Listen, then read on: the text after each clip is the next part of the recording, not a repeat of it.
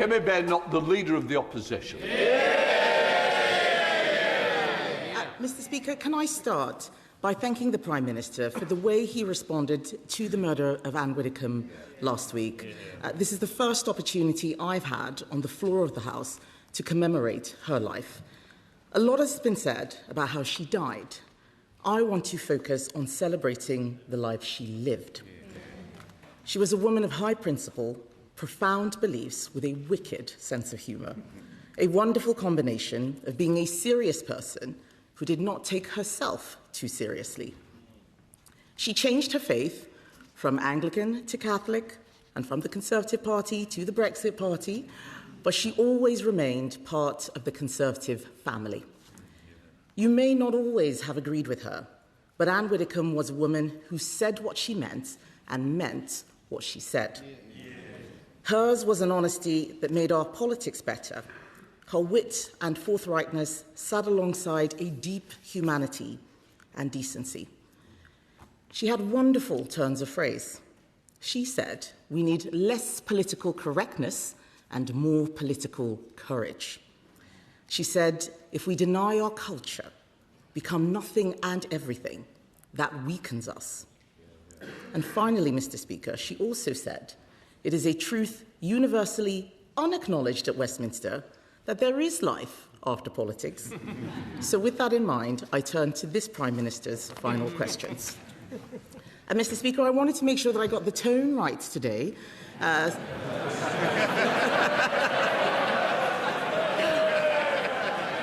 So I looked back at his final questions to Boris Johnson, and luckily for him, I plan to be much gentler than he was that day. Week after week, the Prime Minister and I have clashed at this dispatch box and rarely agreed on anything. But there is one thing I did admire. When President Zelensky was attacked in the White House, the Prime Minister showed leadership and invited him to Downing Street. That was the right thing to do.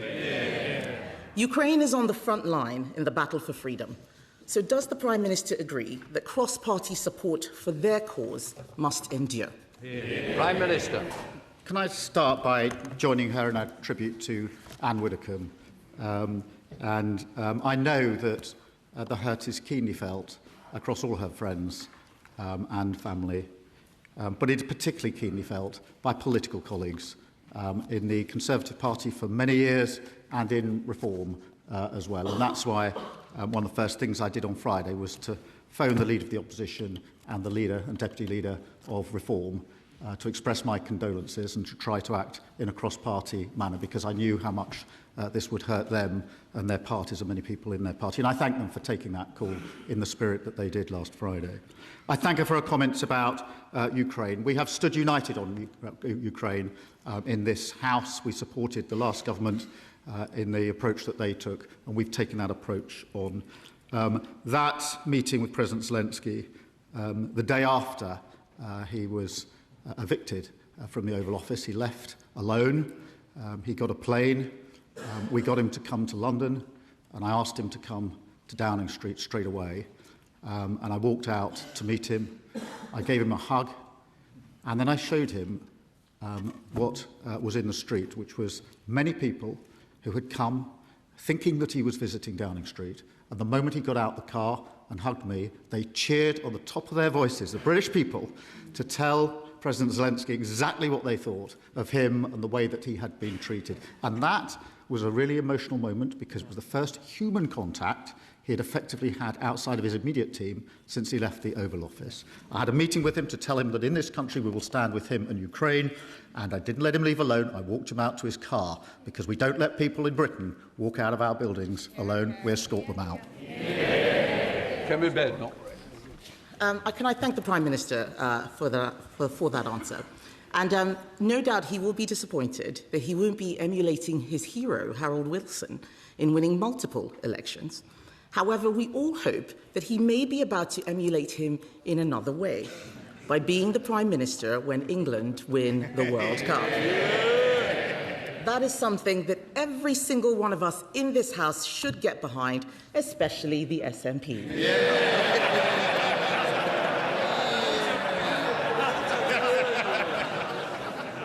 Mr. Speaker, as leader of the opposition, the Prime Minister led his party to a landslide after a historic defeat. I fully intend to do the same. But if you want to lead this country, you should set out your plans to do so. We have. But one politician intends to spend the summer avoiding scrutiny, refusing to set out his plans. So does he not agree that what the country deserves is a televised debate between Nigel Farage and Count Binface? Prime Minister.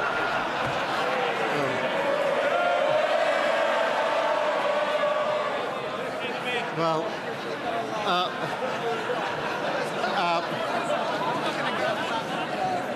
Mr. Speaker, they intend to spend the summer arguing with the bin. My advice to everyone is put your vote in the bin. Mr. Speaker, can I just say that I'm delighted today that we are joined in the gallery by some of the people I've met across the country in opposition and in power. And these are the people in the gallery today who are in my mind's eye. People like Trevor and Lewis. They worked together at JLR for over 30 years, and I visited them just before we got the deal with America when tariffs were threatened, and I faced the entire workforce that day who were very, very concerned that they were going to lose their jobs because the tariffs would not be possible for JLR. When we went back, when we got the deal, I took the call from President Trump at JLR in Solihull so that they could hear the deal and they knew exactly what it would mean for them. The only mistake I made was putting it on loudspeaker, which of course is always a slightly unpredictable thing to do when you've got President Trump on the other end. But luckily he agreed the deal and the cheer went out. But these are the people across the galleries who are here with us today that are always in my mind's eye. Kemi Badenoch. Mr. Speaker, I know how much the Prime Minister has come to enjoy our exchanges. In fact, in the King's speech last month, he told me that on difficult days, my input was always a ray of sunshine. He might not have answered many of the questions I asked him, but at least he turned up. It is important to respect Parliament.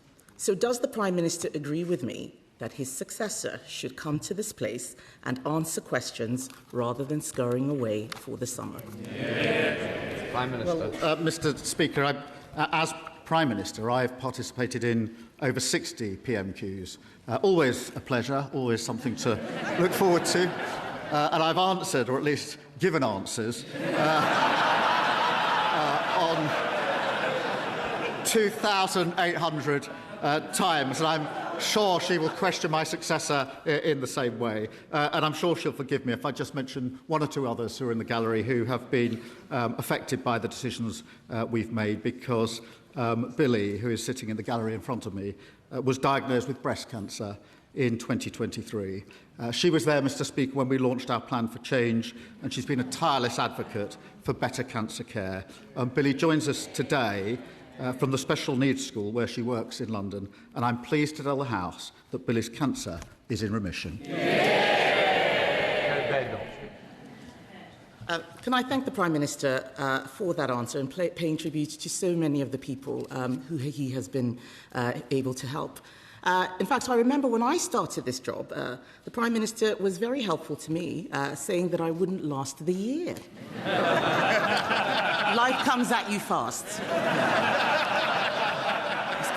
He spent a long time laughing that I'd lost control of my party. I think he should have been paying attention to his backbenchers instead of mine. But everyone in politics would do well to remember how quickly political fortunes can change. I know that he has been asked and he's being diplomatic, but on that note, does he have any advice for his successor? Prime Minister.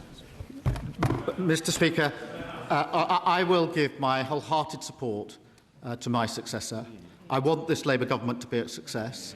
I want our country to be a success.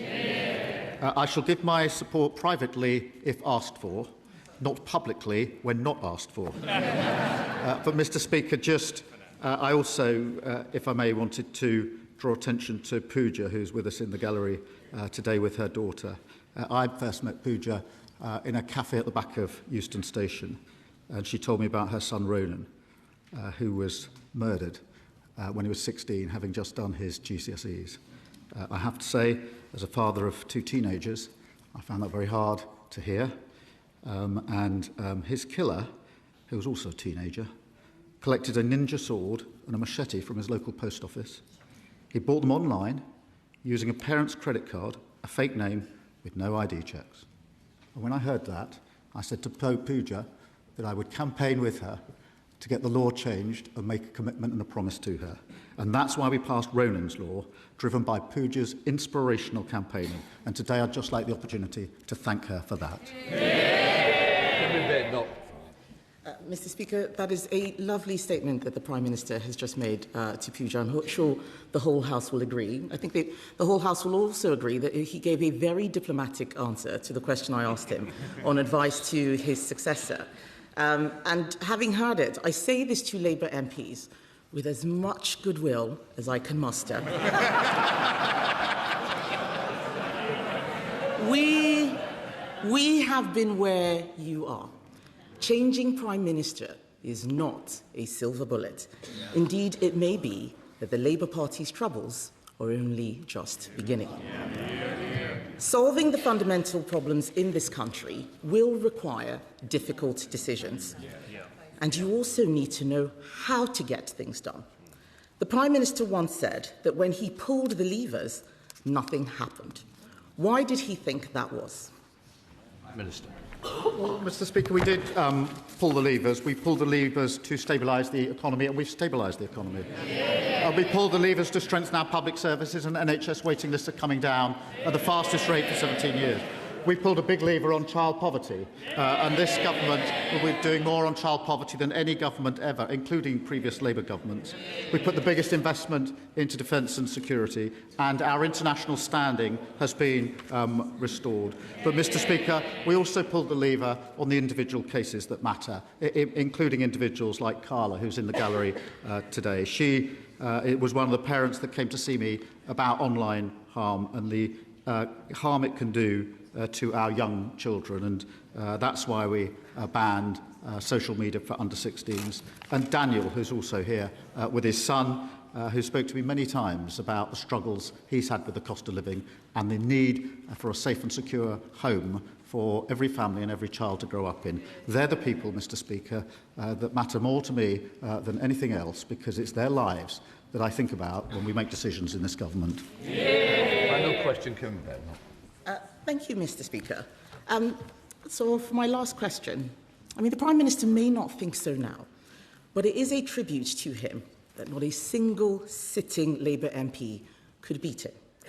Not the member for Ashton-under-Lyne, who couldn't count her taxes, not the member for Sheffield-Heeley, who couldn't count how many phones she'd lost, and definitely not the member for Ilford North, who couldn't count to 81. This is my last exchange with the Right Honourable Gentleman, and I know how much his wife and children mean to him, and that they are in the gallery today. As everyone here knows, our families make a huge sacrifice for our choice to enter public life. So I hope he will allow me to draw our time together to a close by thanking them for the love and support they have given him throughout his time in office. Prime Minister. Can I thank her very much for that?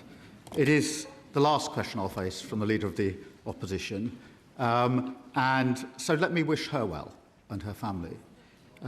We have had robust exchanges across this dispatch box, but she has extended kindness to me privately at very difficult times, including when there was an attempt to burn down our family home, which deeply affected my family. She reached out to me. And when my brother died of cancer, she reached out to me privately, not across this dispatch box. And I thank her for that and the tribute that she's just made to my wife and children, who mean the world to me. I do thank her for that. She knows this is robust and it has to be robust, and that's the way politics is done. But the kindnesses that sit behind it privately are often just as powerful, if not more powerful, and I thank her for that. I also stood at that dispatch box, Mr Speaker, for 4 years as Leader of the Opposition. I know firsthand it's the most difficult job in politics, and that is what she is doing. When I did so, Mr Speaker, we had just lost the 2019 election, which nearly broke my party. It was the worst result since 1935, and we were found to be institutionally anti-Semitic. And, Mr Speaker, I picked up our party, I turned it round, I made a promise to rip anti-Semitism out of my party, and I did. I turned my party to face the country, and we won a landslide Labour general election. And after 2 years, we've stabilised the economy, we have invested heavily in our public services, we've put better protections in for children, particularly on child poverty, we've strengthened our defence, and we've enhanced our international reputation. I'm proud to leave this country in a better shape than I found it. Thank you.